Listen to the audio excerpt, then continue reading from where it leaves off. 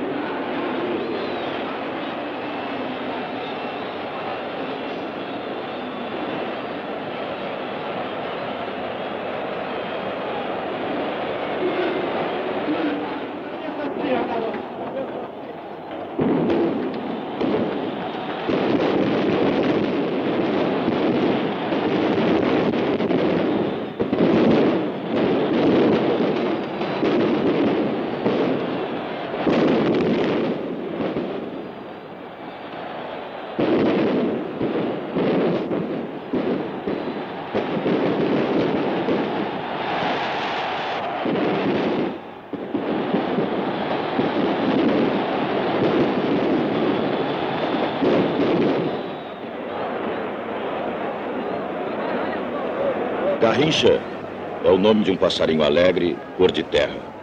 Este filme pretende mostrar, entre outras coisas, que quem apelidou Manuel Francisco dos Santos de Mané Garrincha conhecia tanto o rapaz quanto o passarinho, e era um poeta.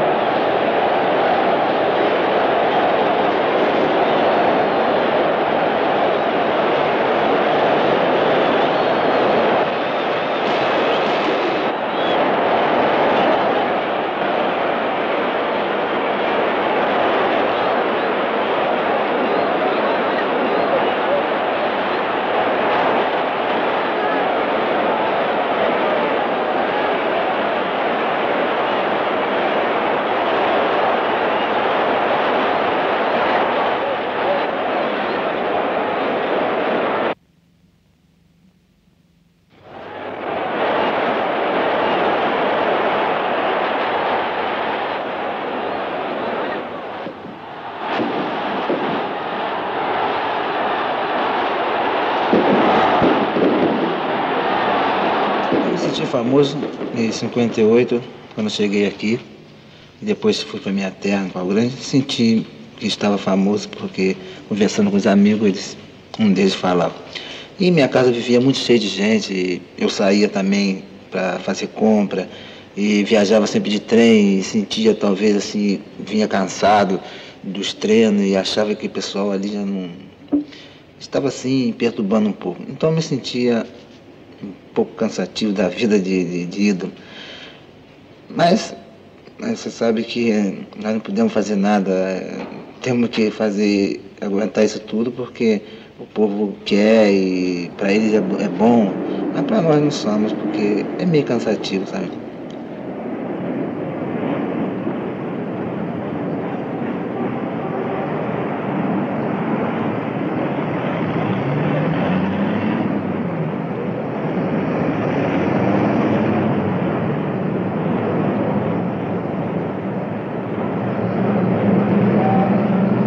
Para sentir a popularidade de Garrincha, escondemos uma câmera no centro da cidade e da janela de um edifício seguimos os seus passos.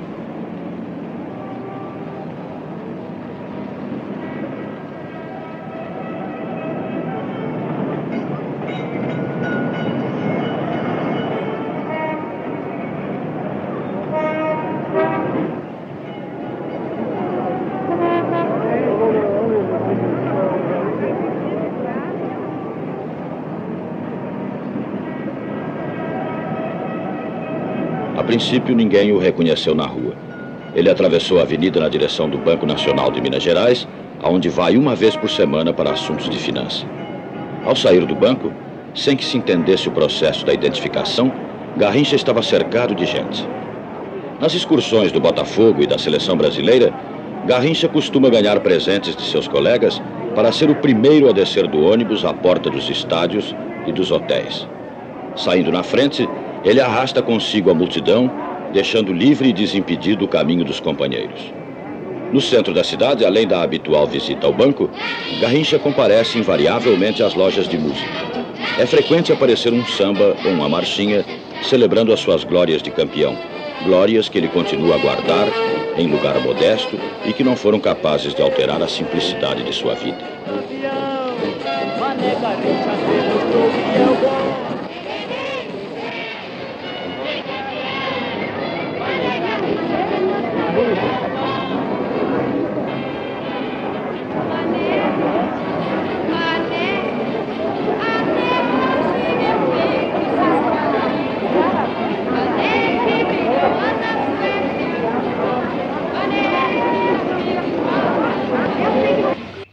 A família de Garrincha vive até hoje no lugar em que ele nasceu há 29 anos.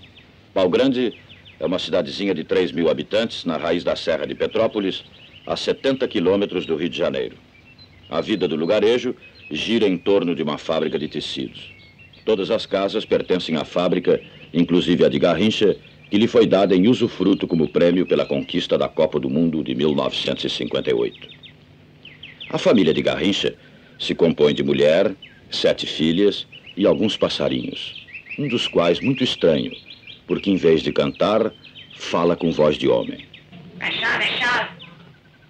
É o Mainá. Vasco!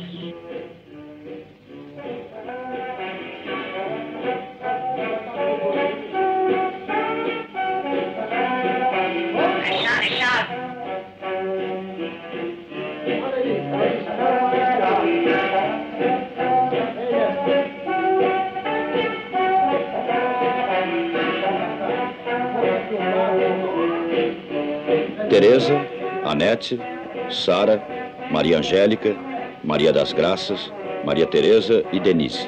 7 filhas de Garrincha. 7 dribles do destino que só lhe tem dado meninas quando ele espera um menino. Um Garrinchinha de pernas tortas que conta merecer na próxima jogada.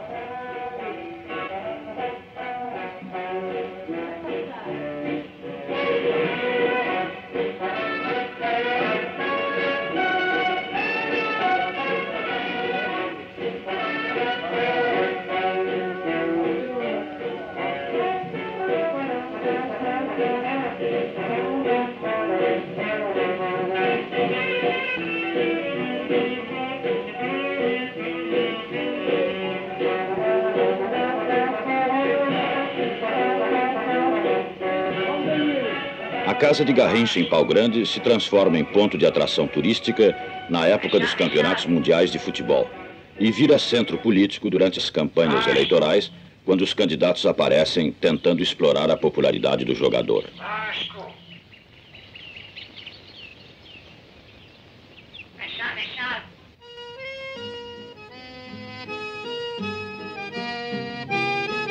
Mas é no futebol, nas peladas de Pau Grande, que estão os verdadeiros amigos de Garrincha, meia-direita e capitão do time Vai Que É Mole. É assim, descalço, disputando a bola com seus amigos, que Garrincha passa os dias de folga. O campo, chamado Maracanãzinho, é o mesmo de sua infância. Fica no alto de um morro íngreme e ali o futebol tem regras e esquemas próprios. Jogar a bola fora pelo morro abaixo é mais grave do que marcar um gol contra. Junto com Pincel e Swing, seus dois maiores amigos, Garrincha forma a linha média mais famosa de toda a Raiz da Serra. Jogam como meninos, alegres e sem compromisso. O brinquedo é a bola e a recompensa um copo de cerveja que os vencidos terão de pagar aos vencedores no bar da cidade.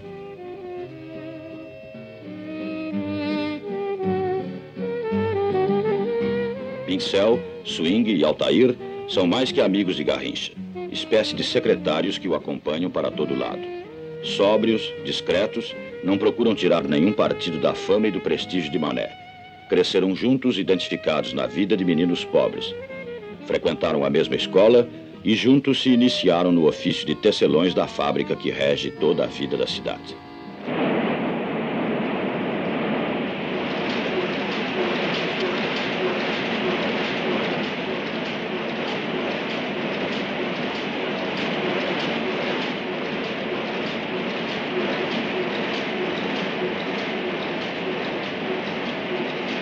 Hoje, como antes, os amigos de Garrincha continuam operários da fábrica de tecidos. Trabalham 8 horas por dia e recebem salário mínimo. Como jogador de futebol, Garrincha ganha atualmente cerca de 500 mil cruzeiros por mês. No tempo em que trabalhava na fábrica, era mau operário. Conseguia dormir em meio ao barulho infernal das máquinas. Várias vezes esteve para ser demitido. Mas sua demissão era sempre protelada para uma segunda-feira para que ele jogasse mais um domingo pelo time da fábrica. Na segunda-feira, a demissão não podia se consumar. Cada domingo, Garrincha fazia os gols da vitória e subia mais na estima dos companheiros até chegar à altura do presidente Vargas, na sede do Esporte Clube Pau Grande. Garrincha saiu de Pau Grande para treinar no Botafogo. Do futebol da grande cidade nada sabia.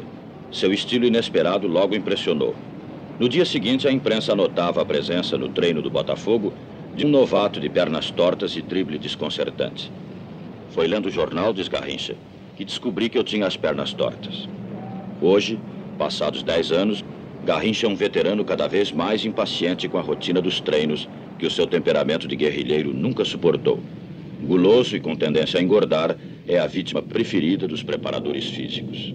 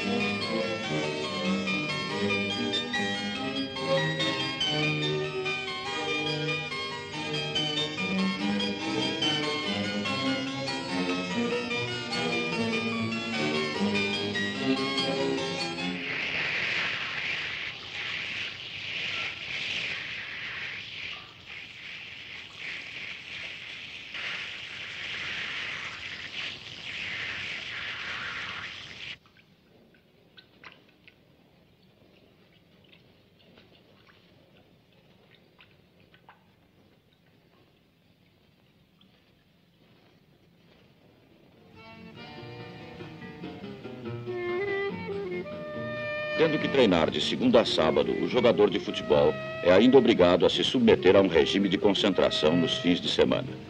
Casados e solteiros ficam durante 3 dias recolhidos numa casa que o clube mantém exclusivamente para esse fim. Vivem às 24 horas do dia, de acordo com as prescrições do treinador e do departamento médico. O Dr. Nova Monteiro, professor de traumatologia e diretor do Botafogo, teve seu interesse científico despertado pelo caso Garrincha. Eis aqui o seu depoimento. E o Garrincha seria um jogador que, desconhecido, aparecendo hoje em dia num clube qualquer de futebol, poderia perfeitamente enganar o médico que o examinasse, que seguramente o incapacitaria para a prática do futebol. A peculiaridade dos membros inferiores desse grande jogador que é Garrincha está representada pela existência de um lado de geno-valvo, desvio longitudinal do membro inferior, e do outro lado por um geno-valvo, também desvio longitudinal, mas no sentido oposto, formando o conjunto, o chamado joelho em rajada, ou seja, desvio bilateral dos 2 membros inferiores. Como você pode apreciar nessa radiografia do membro direito, vê-se perfeitamente a modificação do eixo longitudinal desse membro. Mas Garrincha não confia só nos médicos. Ele tem a sua rezadeira em Pau Grande e algumas vezes Dona Delfina tem arrancado fora aparelhos de gesso das pernas de Garrincha para curá-lo com água benta e pinceladas de galhos de arruda. Dona Delfina é lavadeira e diz que tem 100 anos de idade. A superstição não é um remédio exclusivo de Garrincha. O futebol brasileiro todo escraviza-se aos mais estranhos feitiços para defender-se de uma derrota.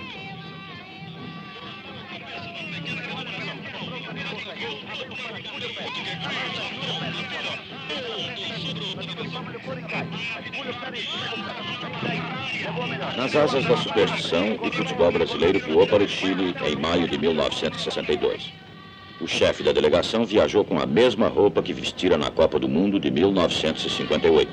Na estreia contra o México, no estádio de Vinha del Mar, todos os jogadores recusaram vestir as elegantes blusas de lã presenteadas ao Brasil por uma fábrica italiana, preferindo continuar com as mesmas e já surradas camisas que tinham usado nas últimas vitórias internacionais da seleção.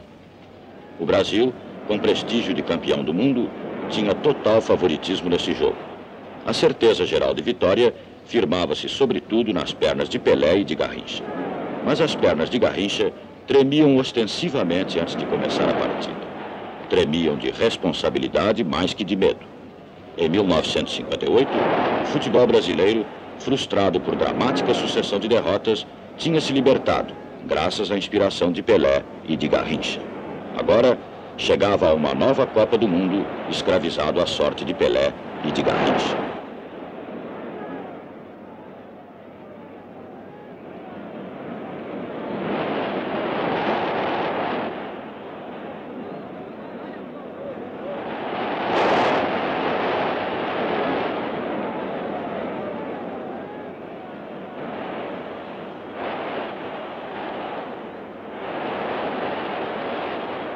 Garrincha passou por esse jogo sem dar o menor sinal de seu valor. As manchetes da vitória, 2-0 contra o México, ficaram com Pelé.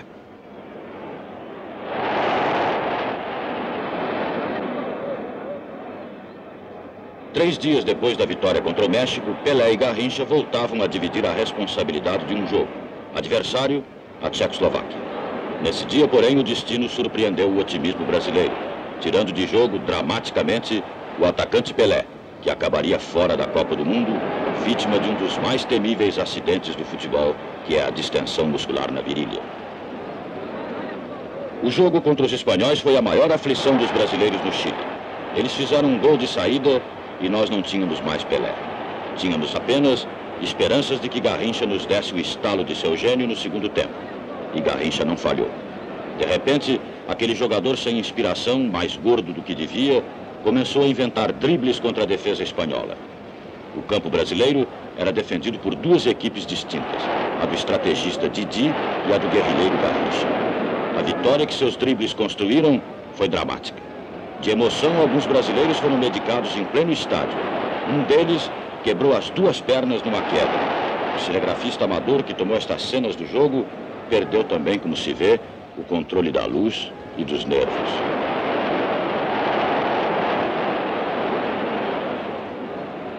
Na Copa de 1958, no banco dos reservas, Garrincha resmungava porque não tinha sido escalado contra os ingleses.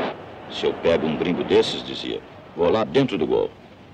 No Chile, em 1962, ele realizaria o velho sonho de ir lá dentro do gol dos ingleses.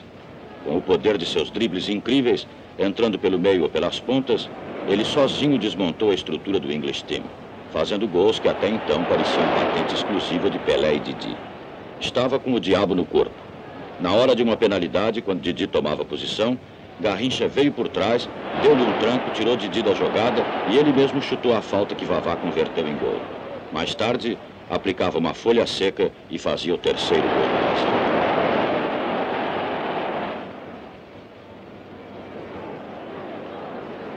Garrincha, onipresente no jogo contra a Inglaterra, foi igualmente irresistível 3 dias depois contra os chilenos. Sem que se pudesse esperar tanto de sua inofensiva perna esquerda, fez um gol digno de uma antologia dos artilheiros canhotos.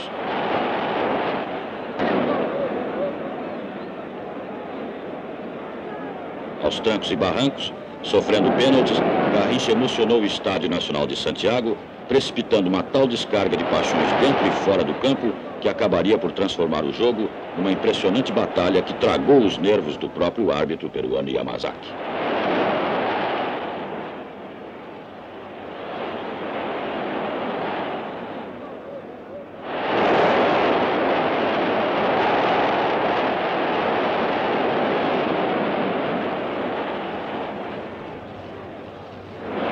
Apesar dos gritos do técnico Aimoré para que ficasse sempre na ponta, Garrincha, rebelde às táticas, não tinha lugar certo no campo. Em dado momento, enfiou-se pela meia esquerda, marcando um gol de cabeça que projetou subitamente na área a imagem do grande ausente Pelé, que o próprio Garrincha, com seu talento, vinha fazendo esquecido.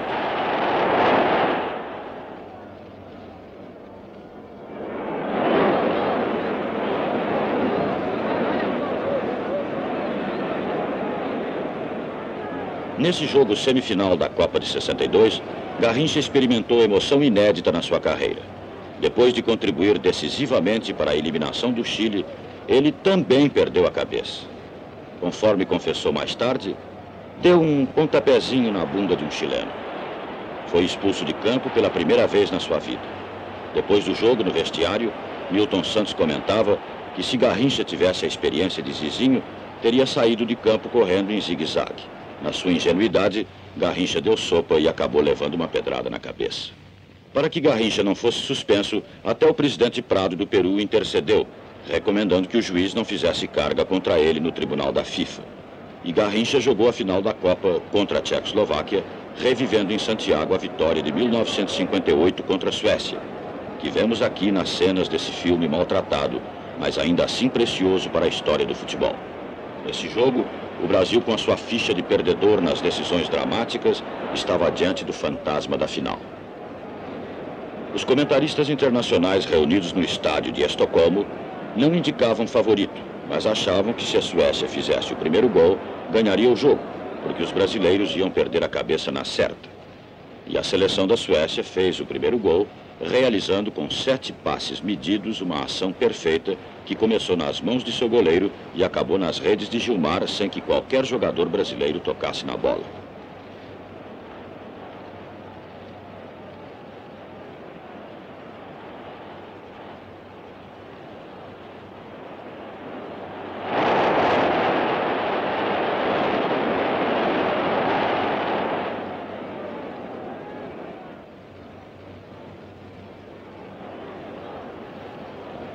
Após o gol sueco, o estádio inteiro em delírio viu Didi pegar a bola nas redes e atravessar o campo andando calmamente. Eu tinha na cabeça um só pensamento, diria mais tarde Didi. Recomeçado o jogo, largar uma bola para o Mané. Eu sabia que nos seus pés estava a nossa salvação. Mas assim não pensava Axbom, zagueiro esquerdo da Suécia e marcador de Garrincha, que às vésperas daquele jogo final fez declarações à imprensa afirmando que estava preparado e disposto a barrar o caminho do até então imarcável ponta-direita brasileiro. E ousando mesmo, disse que Garrincha só sabia driblar para um mesmo lado e contra esse drible já estava prevenido. Tinha certeza de que não sairia de campo transformado em mais um João. Não sabia, entretanto, o sueco Axbom, que estava repetindo as declarações de dezenas de outros Joãos.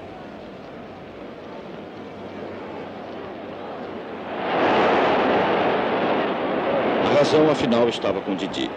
Garrincha, sem tomar conhecimento de que seu marcador se chamava Axbom, tratou-o como mais um João qualquer e, driblando sempre para a direita, colocou Vavá 2 vezes na cara do gol em 2 jogadas absolutamente iguais.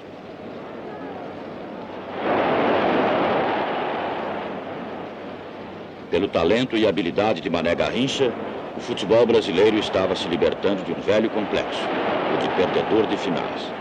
E se libertava da maneira mais ampla, jogando no campo do adversário, apoiado por uma torcida que, em vez de fria e civilizada, como era de se esperar, mostrava-se selvagem e passional no melhor estilo sul-americano.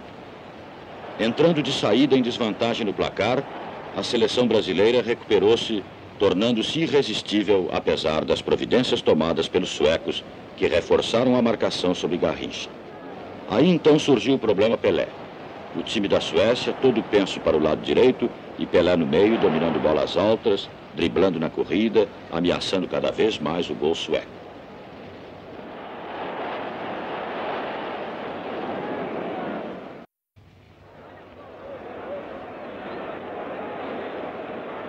Um menino de 17 anos apenas, que tinha aparecido na equipe do Brasil e jogo após jogo ia se tornando, juntamente com Garrincha, uma das grandes vedetes da Copa. No match final contra a Suécia, os dois desempenhariam um papel decisivo. Garrincha desmontando a defesa sueca e Pelé penetrando macio e decidido pelo difícil caminho do gol.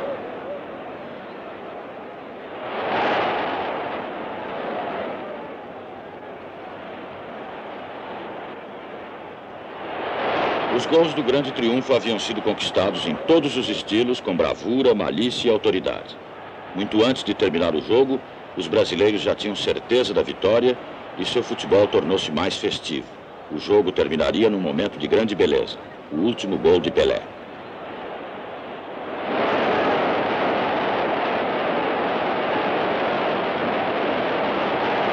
Mas na final da Copa de 62, em Santiago do Chile, Pelé, sem ter se recuperado de sua contusão, sentou-se no banco dos reservas. Garrincha entrou em campo com 39 graus de febre. Os tchecos, como os suecos em 58, abriram a contagem pouco depois de iniciada a partida. E os brasileiros também, como em 58, souberam reagir ganhando o jogo.